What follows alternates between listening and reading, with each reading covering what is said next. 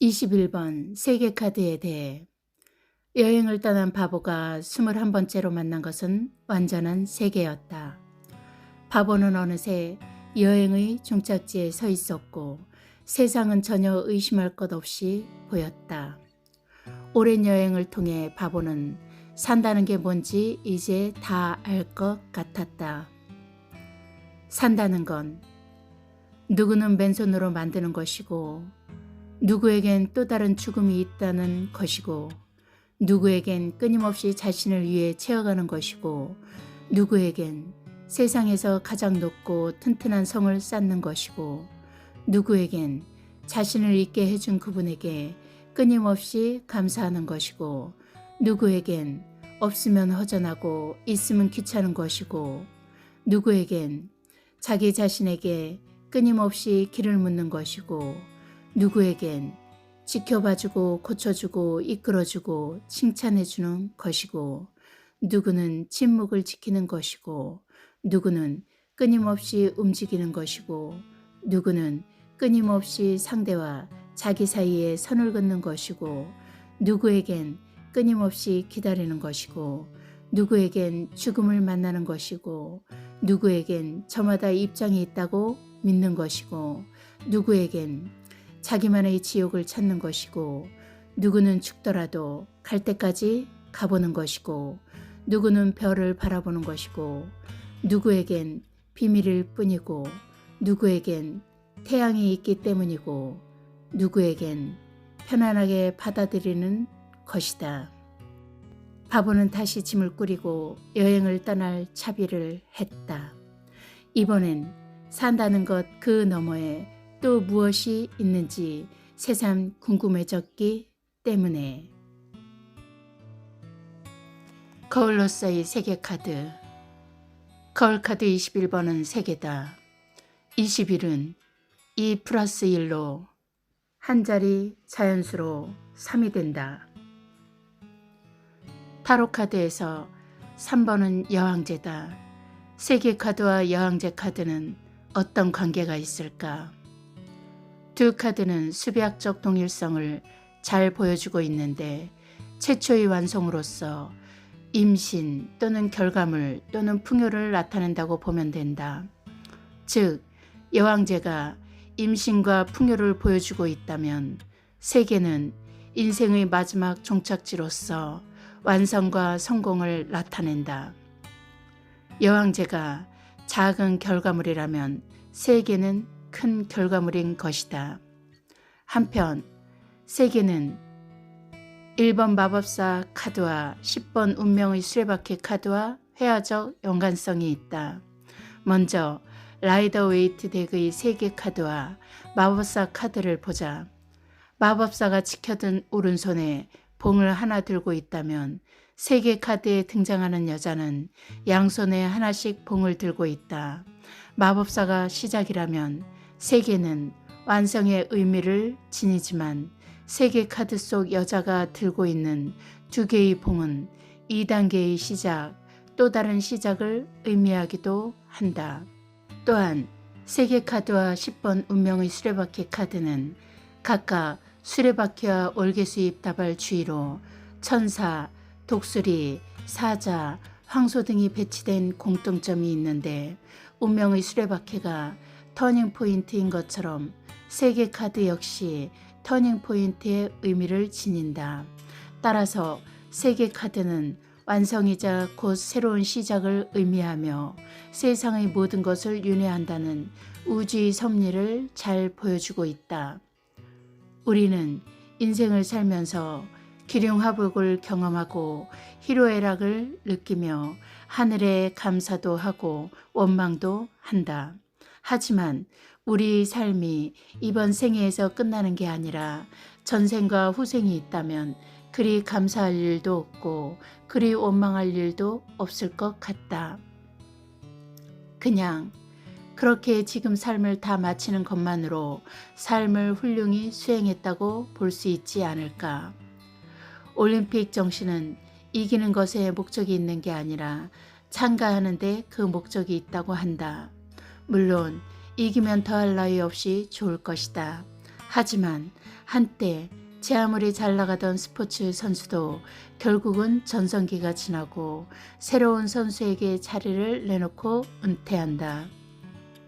끝나지 않는 잔치는 없다라는 중국 속담처럼 영원한 승자란 있을 수 없고 흠씬 두들겨 맞은 다음에야 비로소 자신이 은퇴 시기가 왔다는 걸 깨닫게 된다. 그러니 작은 일이든 큰 일이든 그것에 참여하고 수행하는 것을 성공보다 더 중요하게 생각할 필요가 있다. 우리는 실패에서 배우고 참가하는 과정에서 성장하고 발달한다. 그러니 병법에서도 한 번 실수는 병가지 상사라고 하지 않는가 말이다. 세계 카드는 일 또는 인생의 마지막 결과다. 태생부터 공평한 게임은 있을 수 없기 때문에 우리에게 경쟁의 승자, 아니 경쟁 자체가 의미가 없다. 다만 좋은 경험, 좋은 가르침, 좋은 깨달음에 더없이 만족한다면 우리에게 닥칠 또 다른 게임을 훌륭히 준비하는 것이기에 그것이야말로 성공이고 완성이다. 만약 당신의 거울카드가 세계카드라면 나는 너무 성공에만 매달리고 있는 것은 아닌지 한번 생각해 봐야 한다.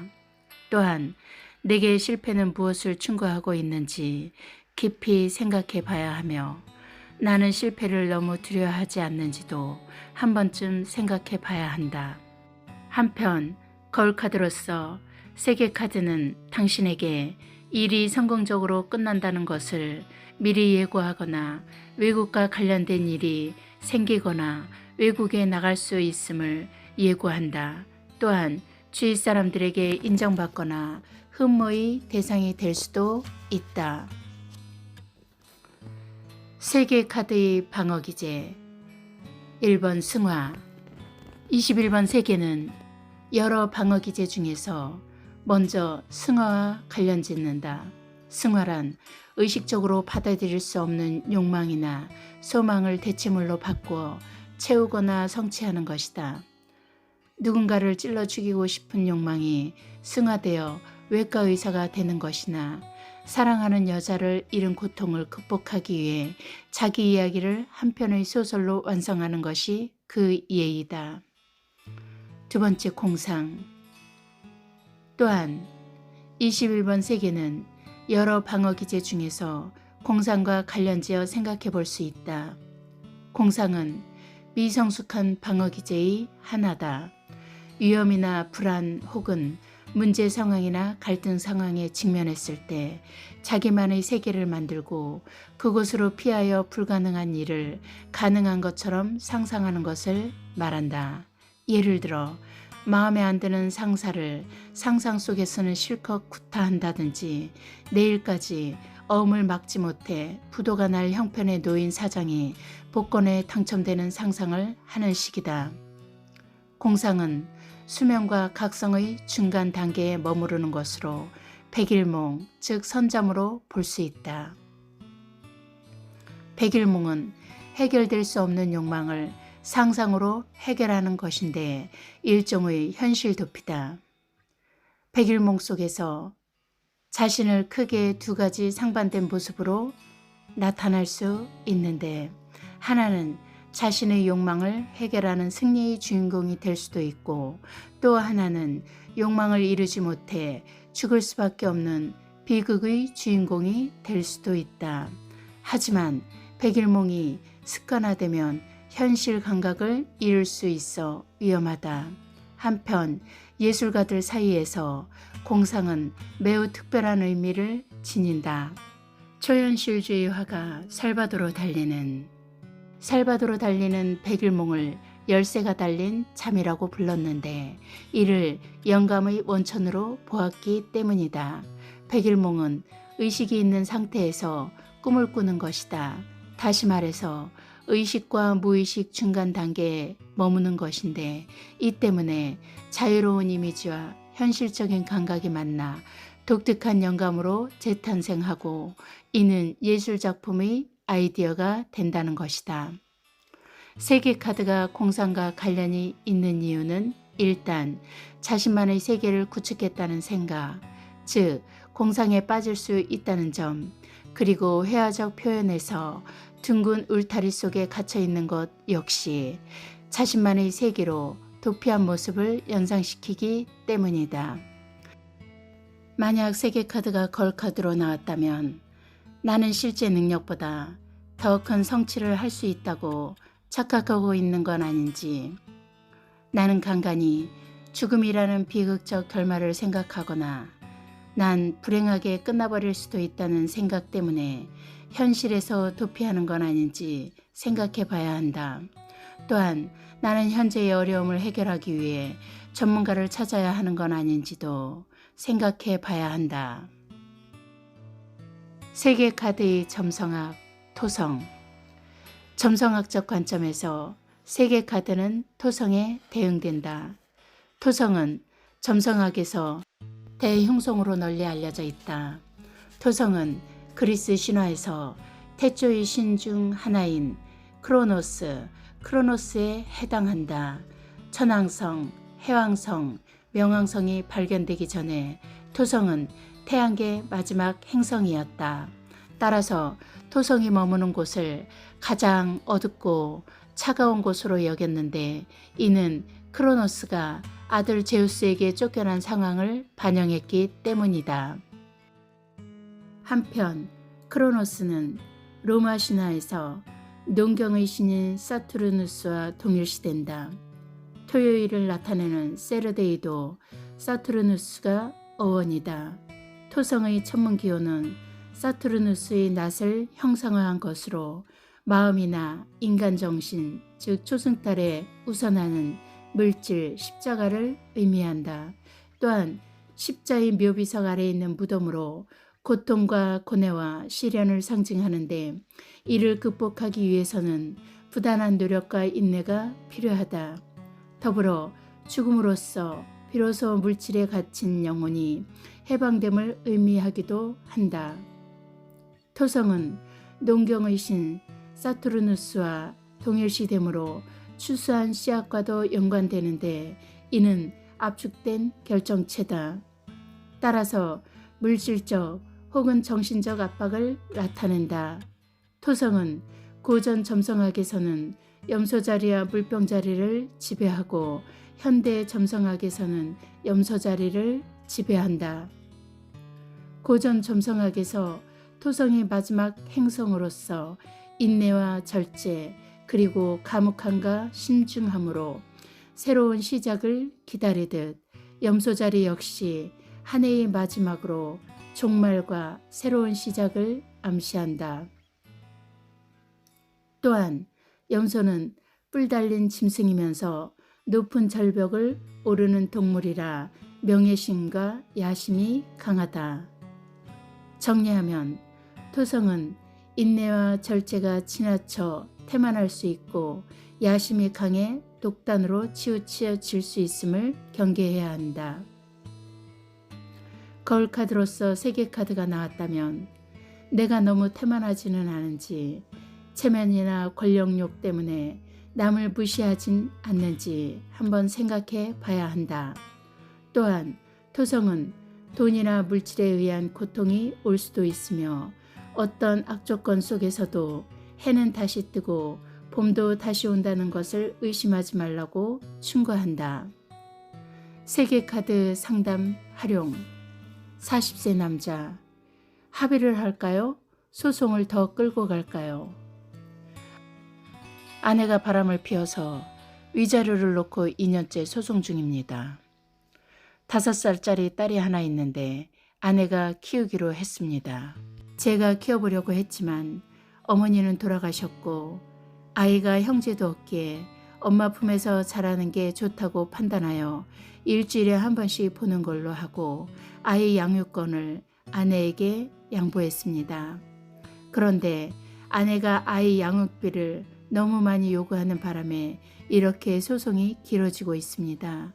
이번 달 법원에서 아내랑 양육비를 합의하는 마지막 조정기간입니다.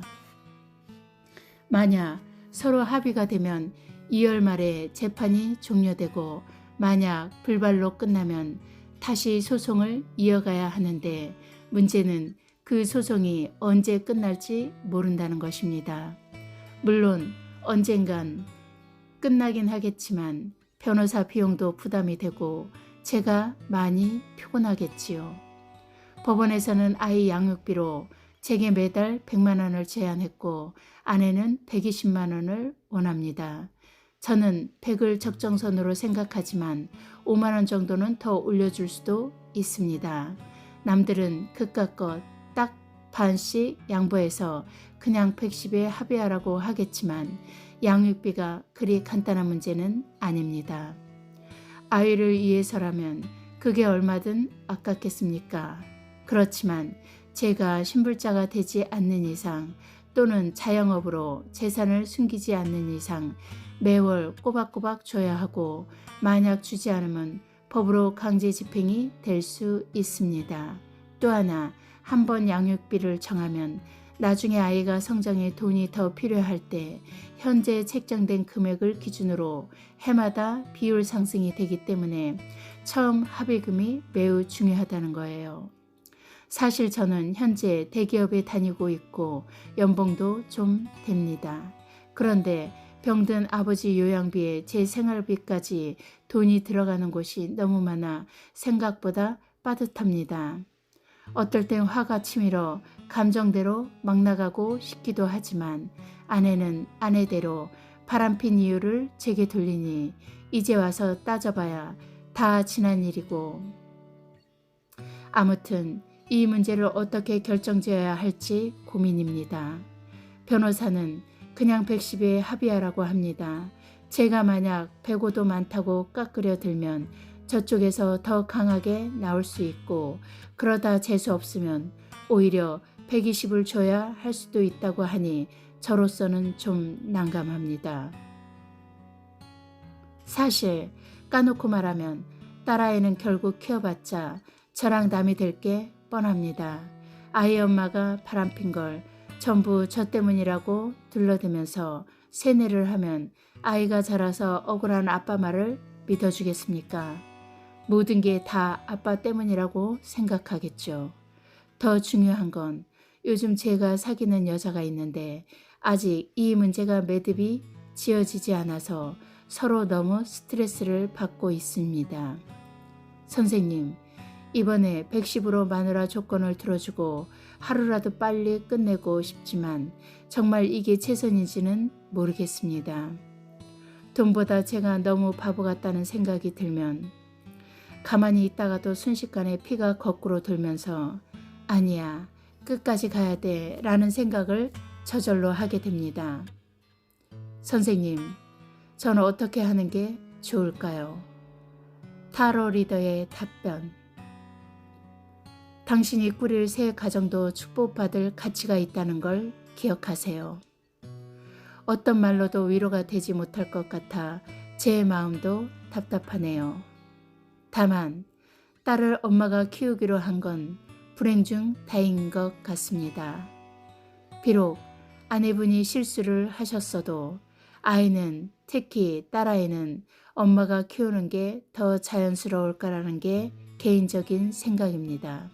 당신 말대로 아이를 생각하면 얼마를 주든 아깝겠습니까만 괘씸한 아내 때문이든 본인의 미래 때문이든 10,000원이라도 따지는 게 당연한 일로 느껴지는군요. 요즘 양육비를 중간에 끊어버리는 사람도 많던데 금액보다 중요한 건 불쌍한 아이가 자립할 때까지 꾸준히 지원하는 일이겠지요. 정말 불가피한 상황이면 어쩔 수 없지만 말입니다. 그런 점에서 형편에 맞게 양육비를 책정하는 건 아이를 사랑하는 것만큼이나 매우 중요한 일로 보입니다.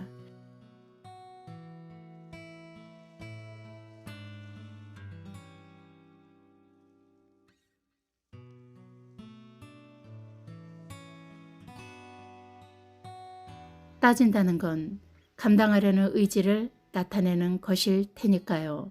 하지만 아이가 커봤자 엄마에게 세뇌당해 아버지인 당신을 멀리할 거란 짐작은 섣부른 듯 보입니다. 양육비는 딸을 지속적으로 만날 수 있는 자격을 부여하고 그 시간 동안 당신은 아이에게 따뜻한 부성애를 충분히 느끼게 해줄 수 있습니다. 혈연이란 그렇게 간단히 끊기는 게 아니니까요. 현재 상황에서 당신 부부는 이혼이라는 결정에 최선을 다했다고 생각할지 모르지만 그 결정에서 또 한 사람으로서 자격을 가진, 아니 더 큰 자격을 가졌다고 말해도 모자라지 않을 한 아이의 자격은 철저히 배제되었다는 것을 아셔야 합니다. 설령 아이가 성장해 아빠를 오해한다고 해도 부모라는 사실은 절대 변하지 않는다는 것입니다. 어차피 상황은 이미 돌이킬 수 없지만 당신의 문제에 거울카드로 나온 이 세 개의 카드는 다음과 같은 충고를 던지고 있습니다. 나는 너무 성공에만 매달리고 있는 것은 아닌가. 물론 당신은 아내에 대한 배신감 때문에 이 충고를 수용하지 않을 수도 있지만 당신의 문제에 운명적으로 나온 이 카드는 분명히 그렇게 말하고 있습니다. 우리는 때로 일에 너무 빠진 나머지 가까운 사람을 외롭게 만들기도 합니다. 일에서의 성공이 가정에서의 성공으로 이어지지는 않습니다. 그러니 두 번 다시 실패하지 않기 위해선 새로운 애정관계에서도 경계심을 가져야 할 것입니다. 또한 거울카드로서 세계카드는 어려움을 해결하기 위해 전문가의 조언을 구하라고 당부하고 있습니다. 현재 변호사를 쓰고 있는 이상 변호사의 말을 믿고 따르는 것에 대해 충분히 고민하셨으면 합니다. 또한 거울카드로서 세계카드는 돈이나 물질에 의한 고통이 올 수도 있으며 어떤 악조건에서도 해는 다시 뜨고 봄도 다시 온다는 것을 의심하지 말라고 충고하고 있습니다. 아내의 요구가 어쩌면 당신에게 부당하게 느껴질지도 모르지만 그것은 결코 손해보는 일이 아니라 당신에게 최선의 아빠가 될 수 있는 기회 제공일 수도 있다는 것을 한 번쯤 생각해 보길 바랍니다. 끝으로 양육비는 딸에 대한 미안함도 포함되어야 하며 앞으로 당신이 꾸릴 새로운 가정도 충분히 축복받고 행복을 누려야 할 가치가 있다는 걸 기억하세요. 상담에 적용한 세계카드의 조언. 거울로서의 세계카드. 나는 성공에만 매달리고 있는 것은 아닌지 생각해 봐야 한다. 세계카드의 방어기제. 승하와 공상.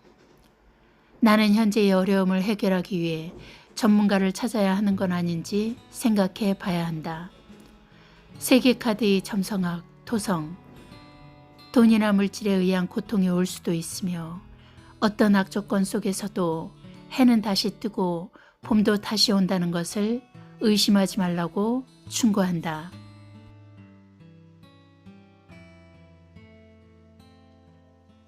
21번 세계카드 마무리. 다음은 마이너 카드가 되겠다. 타로 카드 기본 용어. 덱. 한 세트 78장 전체를 의미한다. 아르카나. 이는 비밀, 신비한 것 혹은 비밀스러운 지식을 의미한다. 타로 카드 한 장 한 장을 부르는 이름으로 아르카나 대신 카드라고 부른다. 메이저 아르카나는 인생의 큰 비밀, 중요한 비밀이라는 뜻으로 0번부터 21번까지 총 22장의 카드를 의미한다.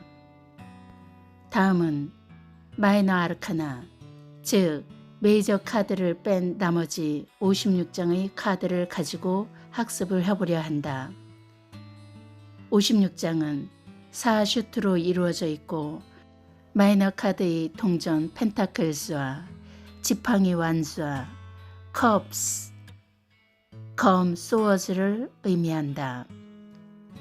각 슈트는 픽카드 10장과 코트카드 4장으로 구성된다. 핍카드는 마이너 카드의 숫자 카드를 의미한다. 1번 에이스부터 10번까지 모두 10장으로 구성된다. 코트카드는 궁정 카드로서 인물 카드라고도 한다. 시종, 페이지, 기사, 나이트, 여왕, 퀸, 왕, 킹으로 이루어져 있다.